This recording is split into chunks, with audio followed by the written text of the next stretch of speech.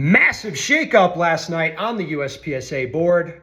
I'll give you the cliff notes, then we'll go back through it and talk about it. Frank Rizzi is out as Area 7 director, removed by the board of directors.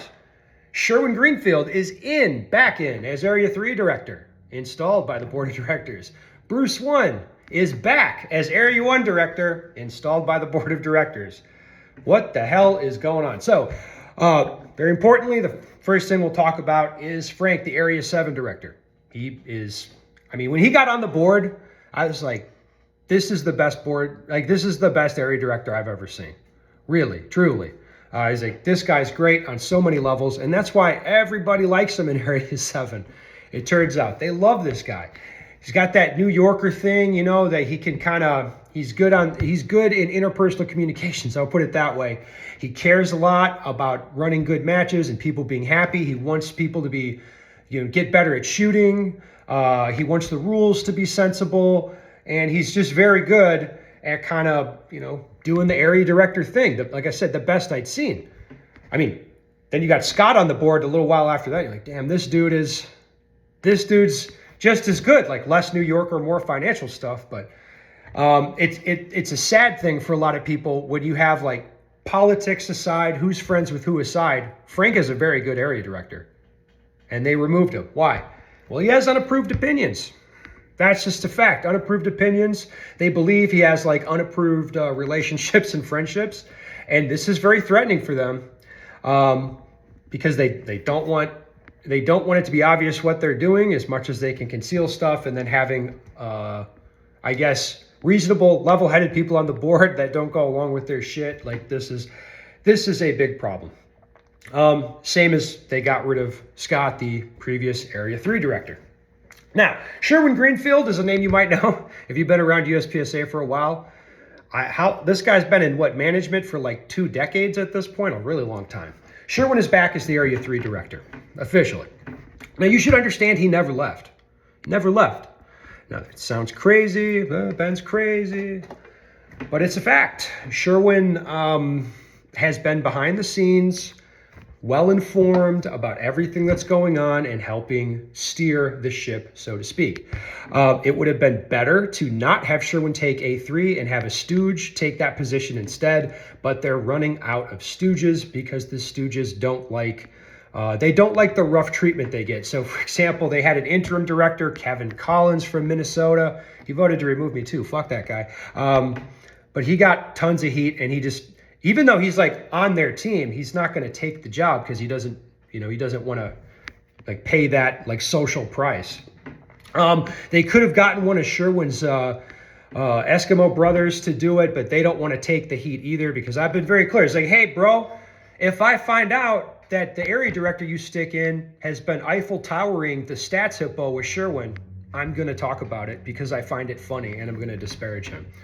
So it just in a sense, it just had to be Sherwin that to come back himself because they don't have anyone else to sort of obfuscate what's happening. It has to be Sherwin.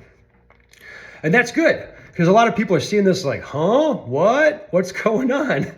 The board was meant to appoint an Area 3 interim director that was that would be somewhat palatable to the area. Instead, they stick back in a dude that no one likes. It is fantastic. Bruce One back on the board just weeks after resigning. What the hell's going on with this? Well, Leighton runs his mouth too much, and he told me what's going on with this. Bruce One never wanted to quit, obviously. He quit and said, I don't have time to be on the board anymore. Well, that was a lie. That was not true. He just was tired of getting hammered, getting slammed by people. And he's like, these guys are egomaniacs. So he's like, he just can't handle the criticism. So he left. But he left before they came up with the angle to take out Scott and take out Frank. Had Bruce One been aware that that was going to go down, or had that been planned for before he left, he just would have stayed. He just would have stuck it out and stayed. He never wanted to leave. But now with these other guys gone, they'll stick him right back on because he'll put up the votes they need. In a sense, they got the whole gang back together and they're cementing control of USPSA. So what happens now? Obviously, a lot of people here see what's going on. This is not 2.5 years ago or 3 years ago where I'm saying, hey, they don't care what you think. They're going to do what they're going to do. They don't care about elections. They're going to do what they're going to do. People are like, you're crazy, dude. Now at this point, you're kind of crazy if you don't think that. You know what I mean? It's like things have changed a lot. People are pulling out of USPSA matches. They're very angry, sending emails to the board, making mean posts. And I had a conversation with a nice young lady yesterday. She said, hey, my guy says it's a waste of time to send this email to the board. I was like, no, it's not. And it's really not. If you have an opinion about this, you should send it to the board. You really should. They probably won't reply, but don't think that it doesn't bug them to get those emails. Don't think that. It makes them crazy when people disagree with them. So disagree with them. Tell them what you think. It's like, just tell them what you think of this stuff. There's a lot of people that are very demoralized. They're like, USPSA is dead. It's game over. I don't see it that way. Like, in my view, in a sense, nothing changed last night. Nothing changed. This tiny group controls USPSA and has been doing whatever they want for years and lying about it. Last night was nothing different. They had the power. They have the power to remove people and do whatever they want the whole time. Nothing really changed. It's just people now see it, and they see it now in a way they cannot unsee it. So that's kind of good. What's the end state of this thing? Well, I'm going to say it again. I've been saying this for a while. They will be stopped by a court, or they will run out of money. Those are the two like kind of obvious things that'll stop these guys doing what they're doing. As far as the court thing, at this point, that should probably happen. If one of the area directors that got removed, or both of them, if they get an attorney and a cause of action, and they're like, yeah, we have a plan that's actually going to accomplish what we want, like wrest control of the organization away from these idiots and return it to the members so the members can elect representation and they can get on with doing the USPSA thing, you should get behind it. I would get behind it too if there was a lawsuit actually directly trying to do that. At this point, I mean, that's maybe the fix. Pat Brown's been saying this for a while. I think he's right. But what I would say is this, like, don't be demoralized by this. Like, people looking at this are like, oh my God, all this and this, like they're doing all this stuff. USPSA is dead. It's like, yes, that's been the situation for years. That this thing, like, generationally is not looking good. It's not going to be good, like the same for your kids. Definitely not.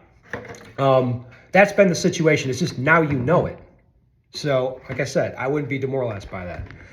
Another thing I'm seeing a lot is like people want like influencers and top shooters. They need to step up and do leadership. It's like, they're not going to do that. It's just like most people that stand to lose, like financially, if the board messes with them, like, or they stand to lose socially, like they're not going to do anything. Most of the top shooters do not care about you, and they do not care about the future of the sport. They're in it for them. And if it's not working for them anymore, they're going to leave. They're not going to do anything. So don't count on like influencers or top shooters or all these people to help you. They're not going to. Ordinary members are the ones who need to solve this problem. You need to get together. You need to make shit happen and really stick it to the board members on every possible level. Social media, emails, match boycotts, whatever. That's what's going to turn this thing. All right? Stay tough, guys.